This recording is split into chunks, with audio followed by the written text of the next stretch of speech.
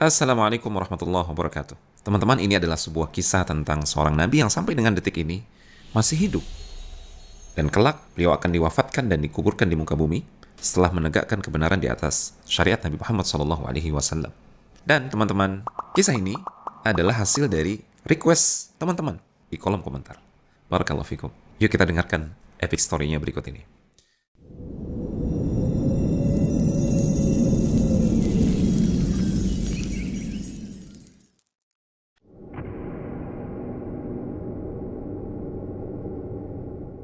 Nabi Isa alaihissalam adalah seorang laki-laki istimewa. Beliau lahir dari seorang wanita suci bernama Maryam. Maryam adalah anak perempuan dari keluarga terhormat di kalangan Bani Israel. Begitu mulianya keluarga tersebut sampai-sampai menjadi nama salah satu surat di dalam Al-Quran. Surat Ali Imran, keluarga Imran. Keistimewaan dan kemuliaan keluarga ini didapat karena mereka adalah keluarga yang saleh dan taat pada perintah Allah Subhanahu wa taala. Suatu hari, malaikat Jibril datang kepada Maryam dan mengatakan, "Wahai Maryam, Allah Subhanahu wa taala memberikan kabar gembira untukmu. Engkau akan melahirkan seorang anak yang istimewa, yang diciptakan dengan kalimat dari Allah Subhanahu wa taala.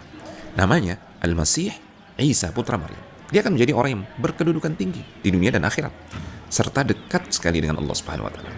Dia akan bisa berbicara dengan orang-orang sejak masih bayi, dan ketika dewasa, dia akan menjadi orang yang saleh." Maryam merasa heran dan berkata, "Ya Allah, Tuhanku, bagaimana mungkin aku punya anak? Padahal aku belum pernah disentuh oleh seorang laki-laki pun." Lantas Allah melalui Jibril alaihissalam menjawab, "Demikianlah Allah Subhanahu wa taala menciptakan apa saja yang Dia kehendaki. Jika Allah ingin sesuatu terjadi, Allah hanya perlu mengatakan, 'Kun', jadilah. Maka terjadilah apa yang Allah kehendaki."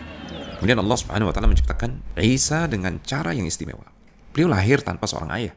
Proses penciptaan Nabi Isa alaihissalam terjadi ketika ruh ditiupkan ke dalam rahim Maryam. Dan dengan kehendak Allah, Maryam pun hamil dan melahirkan Nabi Isa seperti wanita pada umumnya.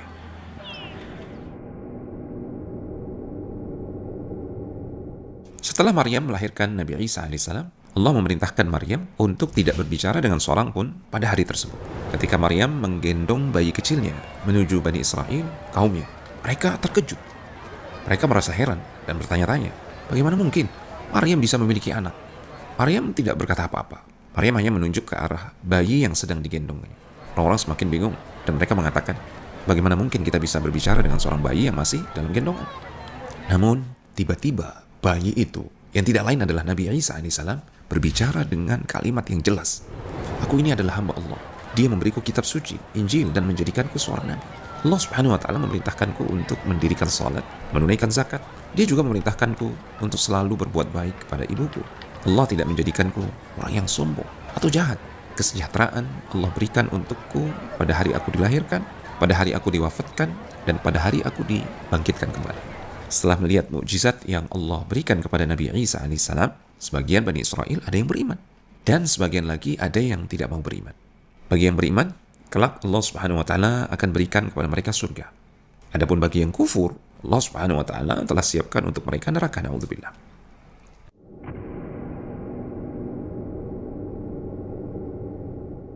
Allah Subhanahu wa taala mengajarkan Nabi Isa alaihissalam kitab suci Taurat dan juga Injil, sama seperti nabi-nabi lainnya. Nabi Isa alaihissalam diutus Allah Subhanahu wa taala dengan misi yang sangat penting, yaitu untuk mengajak Bani Israel hanya beribadah kepada Allah semata. Ini adalah inti dari dakwah tauhid yang beliau bawa. Nabi Isa alaihissalam menyuruh kepada kaumnya, "Ya Bani Israel, u'budullaha rabbi wa rabbakum. Innahu man yushrik billahi faqad harramallahu alaihi al-jannah wa ma'wahu an-nar." Wahai Bani Israel, ibadahilah Allah saja, yang merupakan Tuhanku dan Tuhan kalian semua. Sesungguhnya orang yang melakukan kesyirikan akan Allah haramkan untuknya surga, dan tempat kembalinya adalah neraka. Allah Subhanahu wa taala juga menunjukkan kepada Bani Israel berbagai mukjizat dan bukti nyata bahwa ajaran tauhid yang dibawa oleh Nabi Isa alaihissalam merupakan ajaran yang benar. Hal ini dapat kita ketahui dari firman Allah Subhanahu wa taala dalam surat Al-Maidah ayat yang ke-110. Dan ingatlah ketika Allah Subhanahu wa taala berfirman, "Wahai Isa putra Maryam, ingatlah nikmatku padamu dan kepada ibumu di waktu aku menguatkan engkau dengan Ruhul Kudus. Kamu dapat berbicara dengan manusia di waktu masih dalam buayan dan sesudah dewasa. Dan ingatlah di waktu aku mengajarkan engkau menulis hikmah, Taurat, dan Injil. Dan ingat pula di waktu engkau membentuk dari tanah suatu bentuk yang berupa burung dengan izinku. Kemudian engkau meniup kepadanya, lalu bentuk itu menjadi burung yang sebenarnya hidup dengan seizinku. Dan ingatlah di waktu engkau menyembuhkan orang yang buta sejak dalam kandungan ibu. Dan orang yang berpenyakit sopak, dengan seizinku engkau bisa menyembuhkannya. Dan ingatlah di waktu engkau mengeluarkan orang yang mati dari kuburan menjadi hidup, juga dengan seizinku. Dan ingatlah di waktu aku menghalangi Bani Israel dari keinginan mereka membunuh engkau, dikala engkau mengemukakan kepada mereka keterangan-keterangan yang nyata. Lalu orang-orang kafir di antara mereka mengatakan, ini tidak lain melainkan sihir yang nyata. Begitulah sifat sebagian kaum Bani Israel yang menolak ajaran yang dibawa oleh Nabi Isa alaihissalam. Sejatinya, seluruh mukjizat yang Allah tunjukkan ini adalah agar Bani Israel beriman dan bertauhid, hanya beribadah kepada Allah Subhanahu wa taala semata. Karena di zaman Nabi Isa alaihissalam manusia sangat tertarik dengan ilmu pengobatan. Jadi, Allah Subhanahu wa taala memberikan Nabi Isa mukjizat yang terkait dengan hal pengobatan. Nabi Isa alaihissalam bisa menyembuhkan dengan izin Allah orang yang buta sejak lahir, menyembuhkan orang yang berpenyakit kulit, bahkan menghidupkan orang yang mati dengan izin Allah. Nabi Isa juga bisa membuat burung dari tanah liat dan meniupkannya hingga menjadi burung yang hidup dengan izin Allah. Mukjizat yang Allah tunjukkan ini adalah agar Bani Israel beriman dan hanya beribadah kepada Allah semata.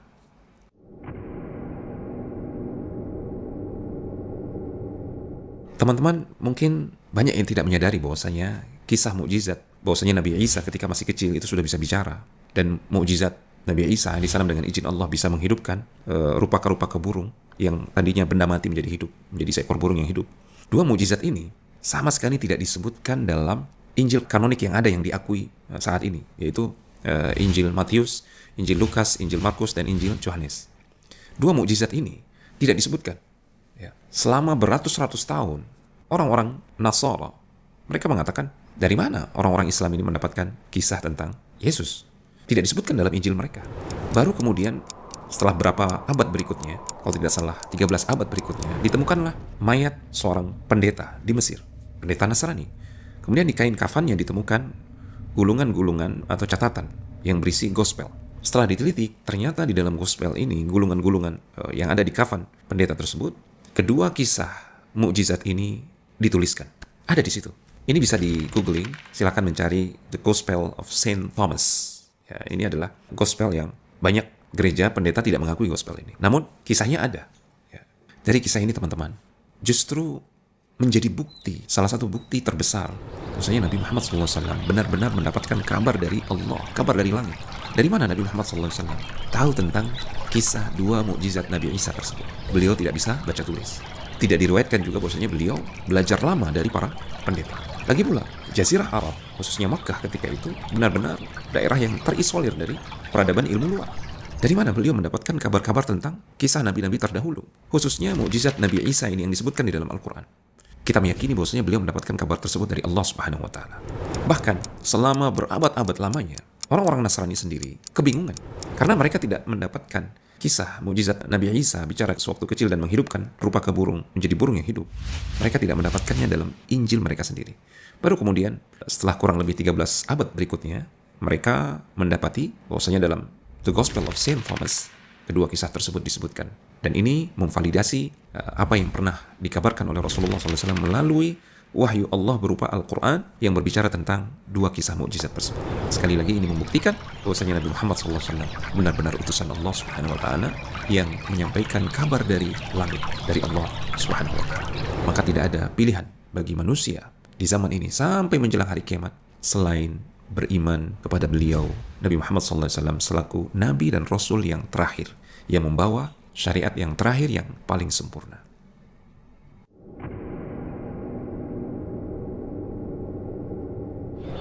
Allah juga memberi ilham kepada para pengikut setia Nabi Isa alaihissalam yang dikenal dengan Al-Hawariyun.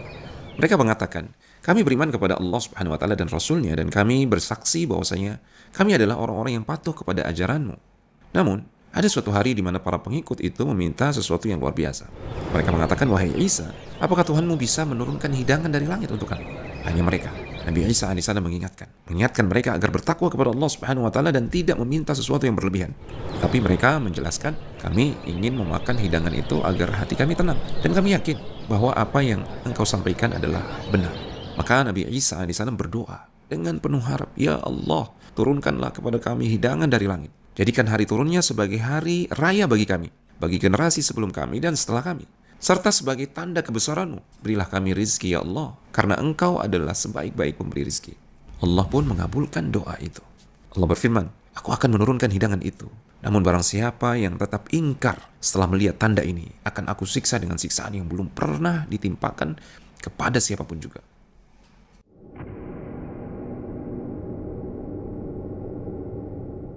Kebencian Bani Israel terhadap Nabi Isa alaihissalam sangatlah besar. Karena mereka tidak mau mengakui beliau adalah utusan Allah Subhanahu wa taala yang dijanjikan untuk Bani Israel. Mereka bahkan merencanakan untuk membunuh Nabi Isa alaihissalam. Mereka menghasut kerajaan Romawi dan merencanakan penangkapan Nabi Isa alaihissalam.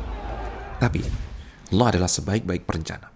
Ketika mereka sedang merencanakan kejahatan, Allah juga merencanakan untuk melindungi dan menyelamatkan Nabi Isa alaihissalam.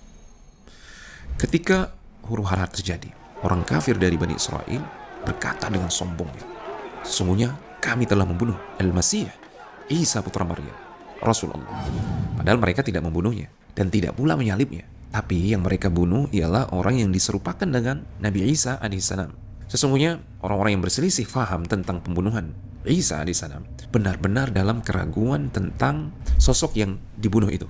Mereka tidak mempunyai keyakinan tentang siapa yang dibunuh, kecuali mengikuti persangkaan belaka. Mereka juga tidak yakin bahwa yang mereka bunuh itu adalah Isa alaihissalam. Tetapi yang sebenarnya, Allah Subhanahu wa taala telah mengangkat Nabi Isa alaihissalam ke langit kepada Allah Subhanahu wa taala, dan Allah Subhanahu wa taala Maha perkasa lagi Maha bijaksana. Hingga sekarang Nabi Isa alaihissalam masih hidup dan beliau berada di langit. Nabi Isa akan Allah kembalikan ke bumi sebelum kiamat tiba. Turunnya Nabi Isa ke bumi merupakan tanda akan dekatnya hari kiamat.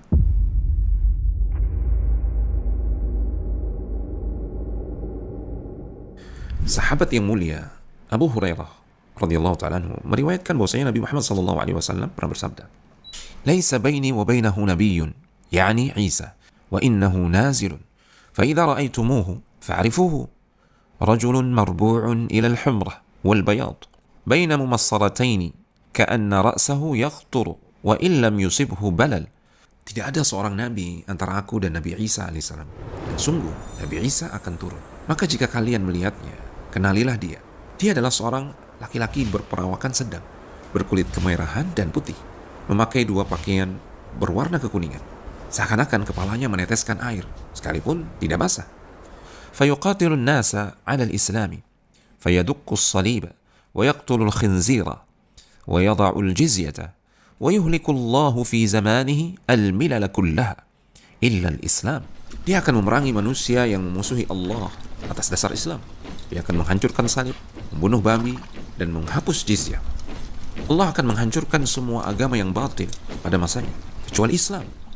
Wa yuhlikul masih ad-dajjal, fayamkuthu fil ardi 40 sana, thumma yutawaffa, fayusalla alaihi muslimun. Nabi Isa juga akan membinasakan Al-Masih ad-Dajjal, dan dia akan tinggal di bumi selama 40 tahun. Kemudian wafat, dan kaum muslimin akan mensolatkan jenazah beliau.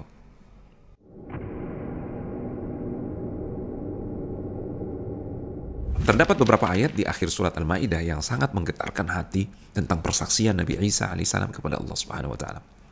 Wa idz qala Allah ya Isa ibn Maryam, a anta qulta lin-nasi ittakhidhuni wa ummi ilahaini min dunillah? Dan ingatlah ketika Allah Subhanahu wa taala berfirman, wahai Isa putra Maryam, apakah engkau pernah mengatakan kepada manusia, jadikanlah aku dan ibuku dua Tuhan selain Allah? Qala subhanak, ma yakunu li an aqula ma laysa li bihaq. In kuntu qultuhu faqad alimtah, ta'lamu ma fi nafsi wa la a'lamu ma fi nafsik, innaka anta 'allamul ghuyub. Isa menjawab, Maha suci engkau ya Allah, tidaklah patut bagiku mengatakan apa yang bukan hakku untuk mengatakannya. Jika aku pernah mengatakannya, maka tentulah engkau mengetahui apa yang ada pada diriku, sementara aku tidak mengetahui apa yang ada pada dirimu. Sesungguhnya engkau maha mengetahui perkara yang gaib, yang tidak nampak. Ma qultu lahum illa ma amartani bih, an i'budu Allah rabbi wa rabbakum, wa kuntu alaihim shahida, ma dumtu fihim, falamma tawaffaytani, kunta anta ar-raqiba alaihim, wa anta ala kulli syai'in shahid. Aku tidak pernah mengatakan kepada mereka kecuali apa yang engkau perintahkan kepadaku ya Allah, yaitu sembahlah Allah semata, Rabbku dan Rabb kalian semua, dan aku menjadi saksi terhadap mereka selama aku berada di antara mereka. Maka setelah engkau wafatkan aku ya Allah, engkaulah yang mengawasi mereka, dan engkau adalah yang maha menyaksikan atas segala sesuatu. In tu'adzibhum fa innahum ibaduk, wa wa in taghfir lahum fa innaka antal azizul hakim. Jika engkau menyiksa mereka ya Allah, maka sesungguhnya mereka adalah hamba-hamba engkau. Dan jika engkau mengampuni mereka, maka sesungguhnya engkaulah yang maha perkasa lagi maha bijaksana. Kemudian Allah Subhanahu wa taala berfirman, Qala Allahu hadza yawmu yanfa'u as-sadiqina sidquhum lahum jannatun tajri min tahtiha al-anhar khalidina fiha abada radhiyallahu anhum wa radu anhu dzalikal fawzul 'adzim. Allah Subhanahu wa taala berfirman, ini adalah hari di mana kejujuran orang-orang yang jujur akan memberikan manfaat bagi mereka. Bagi mereka, surga yang di bawahnya mengalir sungai-sungai. Mereka kekal di dalamnya selama-lamanya. Allah ridho terhadap mereka dan mereka pun ridho kepada Allah Subhanahu wa taala. Itulah keberuntungan yang paling besar.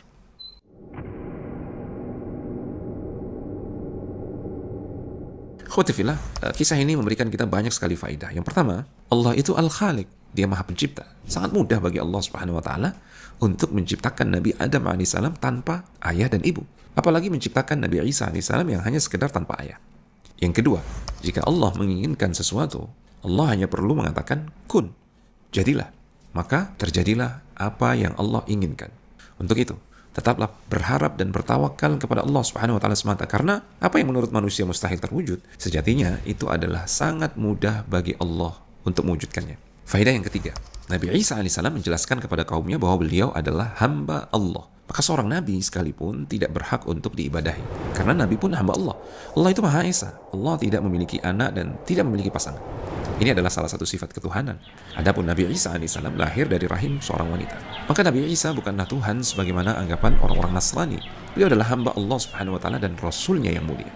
Orang-orang Islam juga sangat memuliakan Nabi Isa alaihissalam. Namun pada kedudukannya sebagai seorang nabi dan rasul, bukan anak Tuhan, apalagi Tuhan. Sehingga jika seorang Nasrani masuk ke dalam agama Islam, dia tidak harus membenci Nabi Isa alaihissalam. Dia tetap bisa memuliakan Nabi Isa alaihissalam, namun sebagai hamba Allah sekaligus nabi dan rasulnya. Lebih dari itu, dia akan mendapatkan tambahan kemuliaan karena beriman kepada Nabi Muhammad SAW. Tambahan kemuliaan menjadi umat Muhammad SAW tanpa harus meninggalkan Nabi Isa alaihissalam. Ini adalah keberuntungan yang berganda. Faedah yang keempat, Allah Subhanahu wa taala Maha Kuasa menjadikan bayi yang baru lahir bisa bicara. Ini merupakan mukjizat yang Allah tunjukkan agar manusia beriman kepada Allah dan tidak kufur kepadanya. Faedah yang kelima, ilmu pertama yang Nabi Isa alaihissalam dakwahkan kepada kaumnya adalah ilmu tentang tauhid, bahwasanya hanya Allah yang berhak untuk diibadahi, karena Allah adalah Tuhan semesta alam. Faedah yang keenam, semua mukjizat Nabi Isa alaihissalam itu berasal dari Allah Subhanahu wa taala. Nabi Isa tidak bisa mendatangkan semua mukjizat tersebut dengan kehendak beliau sendiri, namun itu terjadi dengan izin Allah Subhanahu wa taala dan kehendaknya. Dengan demikian sebenarnya Allah lah yang Maha Kuasa, sehingga hanya Allah yang berhak untuk diibadahi, bukan justru Nabi Isa alaihissalam. Yang ketujuh, Nabi Isa alaihissalam tetap sabar dan terus berdakwah meskipun sebagian kaumnya menolak dan tidak mau beriman. Ini seharusnya menjadikan kita kokoh untuk terus berada pada jalan yang hak, jalan yang benar. Karena pertolongan Allah Subhanahu wa taala sangat dekat pada hamba-hamba yang beriman. Kedelapan, turunnya Nabi Isa alaihissalam ke bumi menjelang hari kiamat merupakan salah satu hal yang harus kita yakini sebagai seorang muslim. Dan Nabi Isa kelak akan mengikuti ajaran Islam yang dibawa oleh Nabi Muhammad SAW. Sungguh ini merupakan kemuliaan agama Islam sebagai agama yang hak di sisi Allah Subhanahu wa taala. Disebutkan dalam sebuah hadis yang sahih, kelak Nabi Isa alaihissalam turun di Menara Putih di Damaskus, di Syam. Ketika itu, kaum muslimin hendak melakukan sholat berjamaah dipimpin oleh pemimpin mereka. Pemimpin tersebut mengenali Nabi Isa AS kemudian meminta beliau untuk menjadi imam. Namun, apa kata Nabi Isa AS? Beliau mengatakan, yang menjadi imam adalah dari kalian. Rasulullah SAW juga pernah bersabda dalam sebuah hadis yang diriwayatkan oleh Abu Hurairah yang termaktub dalam Sahih Bukhari dan Muslim. Kaifa antum idza nazala ibnu Maryam wa imamukum minkum? Bagaimana keadaan kalian nanti ketika Nabi Isa turun ke bumi dan yang menjadi imam adalah bukan beliau, justru dari kalangan kalian, umat Muhammad SAW. Ini menunjukkan bahwasanya kelak Nabi Isa alaihissalam ketika turun ke muka bumi menjelang hari kiamat, beliau tidak membawa syariat yang baru. Beliau akan berhukum dengan syariat Nabi Muhammad SAW dan beliau akan mengikuti syariat Nabi Muhammad SAW. Ini adalah kemuliaan dan kebanggaan bagi kita semua yang beriman kepada Nabi Muhammad SAW dan menjadi umat beliau. Dan faedah yang terakhir, yang ke-9, persaksian Nabi Isa AS pada hari kiamat menunjukkan bahwa Nabi Isa tidak pernah menyuruh manusia untuk menyembah beliau. Persaksian ini membatalkan klaim yang beranggapan bahwasanya Nabi Isa AS adalah Tuhan selain Allah, sebagaimana yang diyakini oleh orang-orang kafir. Dan inilah persaksian yang jujur dari beliau alaihi salatu wassalam. Nah teman-teman, demikian kisah tentang Nabiullah Isa alaihi salam. Semoga memberikan tambahan wawasan yang bermanfaat bagi kita semua, menambah keberkahan, dan semoga semakin menambah keyakinan kita akan kebenaran agama Allah Subhanahu wa taala yang dibawa oleh Rasulullah sallallahu alaihi wasallam. Nah, teman-teman, untuk kisah selanjutnya kami tunggu request teman-teman. Tulis aja di kolom komentar ya. Kisah apa yang perlu kita bawakan berikutnya. Sampai jumpa di Epic Story berikutnya. Wassalamualaikum warahmatullahi wabarakatuh.